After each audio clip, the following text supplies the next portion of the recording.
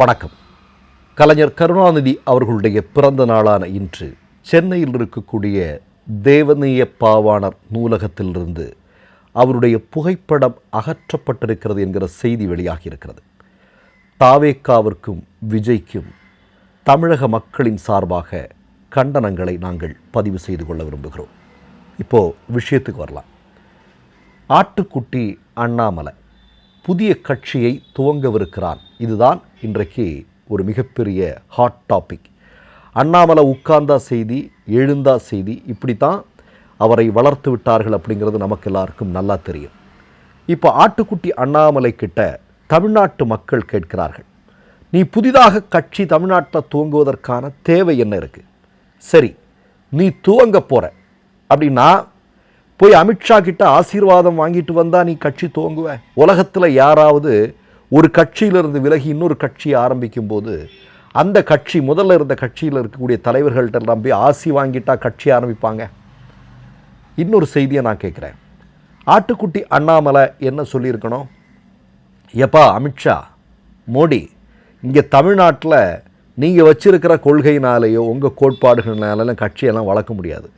நான் சாதி தலைவர்களையும் ஈடி ரைடு இதெல்லாம் காட்டி பயமுறுத்தி கொஞ்சம் பேரை வச்சு ஏதோ ஒன்று பண்ணேன். நான் இந்த கொள்கைகளை எல்லாம் முதலில் மாற்றுங்கள். பாஜக ஆர்எஸ்எஸ்னுடைய கொள்கைக்கும் தமிழ்நாட்டிற்கும் எந்த காலத்திலும் ஆகாது. அதனால் அதை முழுமையாக தூக்கிறீங்க, இல்லைனா தமிழ்நாட்டில் நமக்கு வாய்ப்பே இல்லை அப்படின்னு சொல்வதற்கு அண்ணாமலை தயாரா? அப்படி தானே சொல்லணும், சொல்லிட்டு தானே விலகணும். அப்போது ஏற்கனவே இருந்த கட்சியினுடைய கொள்கை கோட்பாடுகள் சரியில்லைன்னு சொல்ல மாட்டாராம். புதுசாக கட்சி ஆரம்பிக்கும் போதுவே அமித்ஷா கிட்ட போய் கொஞ்சி பேசிக்கிட்டு இவர் வருவாராம். அதுக்கப்புறம் இவர் இங்கே கட்சி ஆரம்பிப்பாராம், தனி கட்சி ஆரம்பிக்கிறாராம் அண்ணாமலை.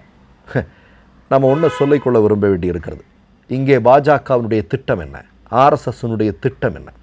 இப்போ அண்ணாமலையை தமிழ்நாட்டில் இன்னொரு கட்சியை ஆரம்பிக்க சொன்னதே ஆர்எஸ்எஸ் தான். அதில் யாருக்கும் எந்த விதமான சந்தேகமும் இல்லை.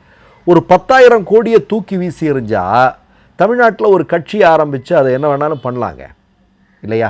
பணமாக இல்லை மோடி கையில், ஆர்எஸ்எஸ் கையில். என்ன 12 வருடங்களாக ஆட்சி பொறுப்பில் இருக்கிறார்கள், மக்கள் தெருக்களில் இருக்கிறார்கள். ஆனால் இவர்கள் எப்படி இருக்கிறார்கள் அப்படிங்கிறது நமக்கு நல்லா தெரியும். அப்போ நான் என்ன சொல்கிறேன் அப்படின்னா, இங்கே தமிழ்நாட்டில் 2 கட்சிகளுக்கிடையே போட்டியை உருவாக்குவதற்கு ஆர்எஸ்எஸ் திட்டம் போட்டு கொண்டிருக்கிறது. ஒன்று தாவேகா, மற்றொன்று அண்ணாமலையினுடைய கட்சி. அப்போ திராவிட கட்சிகள் அதிமுகவையும் திமுகவையும் முழுமையாக இல்லாமலாக்குவது, திமுகவை உடைப்பது அல்லது முடக்குவது. இப்போ உங்களுக்கு எல்லாருக்கும் நல்லா தெரியும், மோடியும் அமித்ஷாவும் கடந்த 12 வருடங்களாக இந்தியாவில் இருக்கக்கூடிய பல்வேறு மாநில கட்சிகளை அல்லது காங்கிரஸ் மாதிரியான இயக்கங்களை எல்லாம் எப்படி முடக்கினார்கள் என்பது நமக்கு தெரியும். மகாராஷ்டிராவில் என்ன நடந்தது, ஒடிஷாவில் என்ன நடந்தது, பீகாரில் என்ன நடந்துட்டு இருக்குது, இப்போ தற்போது மேற்கு வங்கத்தில் என்ன நடந்திருக்கு? மிகப்பெரிய ஜனநாயக படுகொலையை அரங்கேற்றி கொண்டிருக்கிறார்கள். ஆனால் 12 வருடத்தில் 2 இயக்கங்களை இவங்களால் எதுவுமே செய்ய முடியலை. ஒன்று தமிழ்நாட்டில் இருக்கக்கூடிய திராவிட முன்னேற்ற கழகம், மற்றொன்று கேரளாவில் இருக்கக்கூடிய கம்யூனிஸ்ட் இயக்கம். இந்த 2 இயக்கங்களையும் பிளவையோ உடைப்பையோ ஏற்படுவதற்கு மோடி அமித்ஷாவால் முடியலை. அதனால் இப்போ என்ன பண்ணுறாங்க அப்படின்னா, தாவேகா வர்சஸ் அண்ணாமலை இப்படிங்கிற ஒரு விஷயத்தை தமிழ்நாட்டில் உருவாக்கணும். அதற்கான திட்டத்தை ஆர்எஸ்எஸ் கையில் எடுக்கிறது. அதற்காகத்தான் ஆட்டுக்குட்டி அண்ணாமலை டெல்லியில் போயிட்டு அதுக்கப்புறம் ஊடகங்கள் எல்லாம் ஊழையிட்டு கொண்டிருந்தார்கள். எப்படி ஊழையிட்டு கொண்டிருந்தார்கள்? 8 வருடம் தனக்கு தமிழ்நாட்டினுடைய பாஜக தலைவர் பதவி தர வேண்டும், இல்லை என்றால் நான் கட்சியை விட்டு அப்படி இப்படின்லாம் சொன்னாராம், வீரவசனம் பேசினாராம் ஆட்டுக்குட்டி அண்ணாமலை, அப்படி இப்படின்னு சொல்லிட்டு எல்லாம் போட்டுட்ருக்கிறானுங்க. இதெல்லாம் தமிழ்நாட்டு மக்கள் பார்க்கும்போது சிரிப்பு வருமா வராதா? அண்ணாமலை யார் அப்படிங்கிறது எல்லாருக்குமே தெரியும், இல்லையா?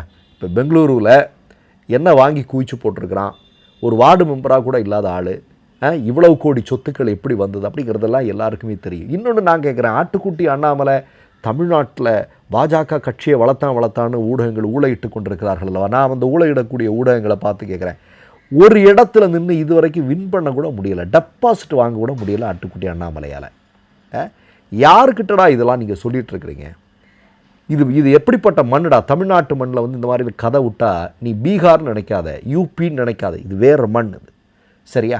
இப்போ நான் என்ன கேட்குறேன், இப்போ திமுகவை உடைக்க முடியாது. ஆனால் என்ன அப்படின்னா, தாவேக்கா என்று சொல்லக்கூடிய கட்சியை நினைத்த அடுத்த நேரத்திலே இல்லாமலாக்க முடியும் பாஜகவால். திமுகவை அப்படி பண்ண முடியாது. ஏன்னா அந்த இயக்கம் நமக்கு எல்லாருக்கும் தெரியும், கொள்கை பிடிப்புள்ள இயக்கம் அது இல்லையா. ஆனால் தாவேக்கா கொள்கைங்கிறதே ஒன்றும் கிடையாது. அப்போ தாவேக்கா வெர்சஸ் ஆட்டுக்குட்டி அண்ணாமலைன்னு வந்துருச்சுன்னா ரொம்ப ஈஸி.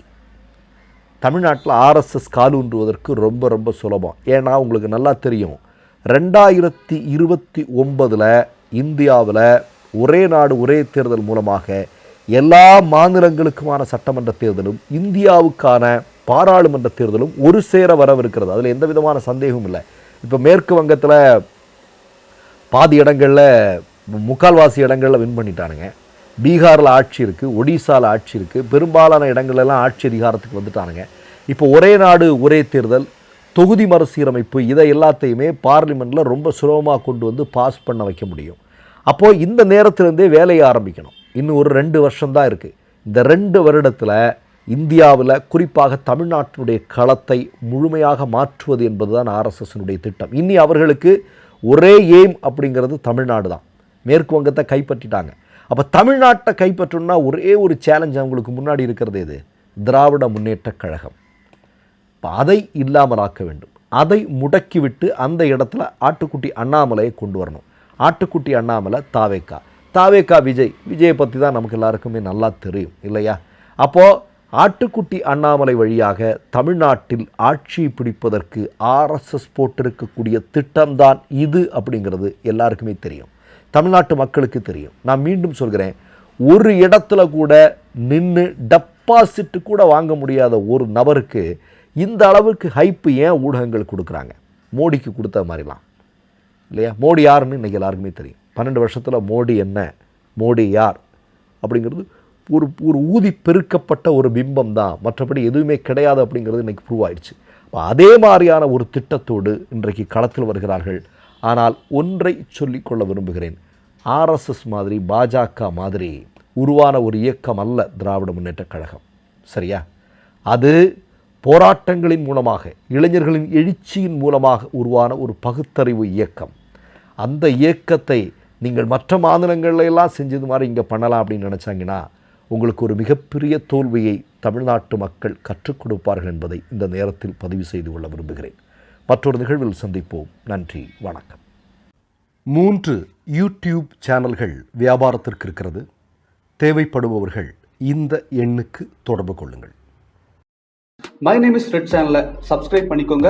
அதுக்கப்புறமா பக்கத்தில் இருக்கிற ஜாயின் பட்டனை கிளிக் பண்ணீங்கன்னா ஒரு நியூ பேஜ் ஒன்று ஓப்பன் ஆகும். அதுலேயும் ஜாயின் பட்டனே கிளிக் பண்ணிக்கோங்க. அதில் பார்த்தீங்கன்னா credit card, debit card options இருக்கு. இதில் உங்களுக்கு விசா, மாஸ்டர் கார்டு, ரிப்பே அப்படின்னு 3 ஆப்ஷன்ஸ் கொடுத்துருக்காங்க. அதில் நீங்கள் எந்த கார்டு சூஸ் பண்ணுறீங்களோ அந்த கார்டோட நம்பர் என்டர் பண்ணிக்கோங்க. அப்புறமா கார்டோட வேலிடிட்டி மந்த் அண்ட் இயரை டைப் பண்ணிக்கோங்க. அடுத்தபடியாக உங்கள் கார்டோட பின்னால் சிவிசி கோடுன்னு சொல்லிட்டு 3 நம்பர்ஸ் கொடுத்துருப்பாங்க. அந்த நம்பரை இதில் என்டர் பண்ணிக்கோங்க. அப்புறமா அட்ரஸ் அண்ட் இன்ஃபர்மேஷன் என்டர் பண்ணிட்டு பைங்கிற பட்டனை கிளிக் பண்ணிக்கோங்க. ஒருவேளை உங்க கார்டு நம்பர் இன்வாலிட்னு காமிச்சிச்சுன்னா உங்க கார்டுல இன்டர்நேஷனல் யூசேஜை எனேபிள் பண்ணுங்க.